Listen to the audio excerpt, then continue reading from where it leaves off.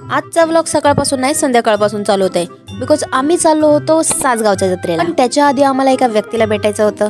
व्यक्तीला नाही, बाळाला भेटायचं होतं. सो आम्ही त्यांच्याकडेच जायला निघालो होतो. त्यामुळे सगळेजण निघालो. तिकडे पोहोचल्यानंतर मस्तपैकी सगळ्यांच्या गप्पा रमल्या आणि तेवढ्यात काकूंनी खायला सुद्धा आणून दिलं. मग ते खात खात आम्ही मिसचे फोटो बघत बसलो होतो.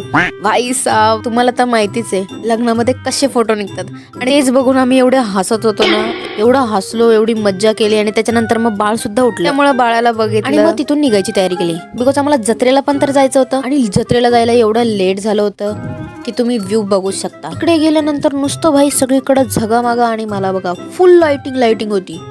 सगळेजण आपापलं एन्जॉय करत होते. आता आम्ही तर काही याच्यामध्ये बसलो नाही बिकॉज मागच्या वेळेस जेव्हा बसलो होतो तेव्हा आमचा चांगलाच अनुभव आला होता आम्हाला त्याचा.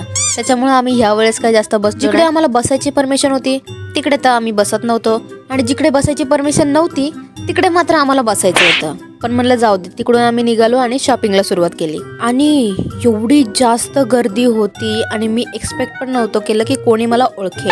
बट अनएक्सपेक्टेडली 2 मुली अचानक आल्या आणि त्या बोलल्या की मला तुमचे व्लॉग्स खूप आवडतात. And I was like what. भाई एवढं भारी वाटलं ना ते ऐकून की हा भाई मी जे करते ते लोकांना आवडते. बस एवढ्यातच मी खुश झाले. आणि मग त्यांना भेटून हाय बाय करून मी पुढे निघाली. फिरून तर पूर्ण झालं होतं पण पोटाचं काय, एवढं फिरून झाल्यानंतर एवढं थकलो होतो की लय भूक लागली होती. त्याच्यामुळे पटकन एका स्टॉलवर गेलो आणि खाऊन घेतलं आणि डायरेक्ट घरी यायला निघालो. बिकॉज एवढं लेट झालं होतं ना, म्हणलं आता जर घरी गेलो नाही तर घरचे डायरेक्ट आपल्याला घ्यायला इथे येते. त्यामुळे पटकन रिक्षा पकडली आणि घरी यायला निघालो.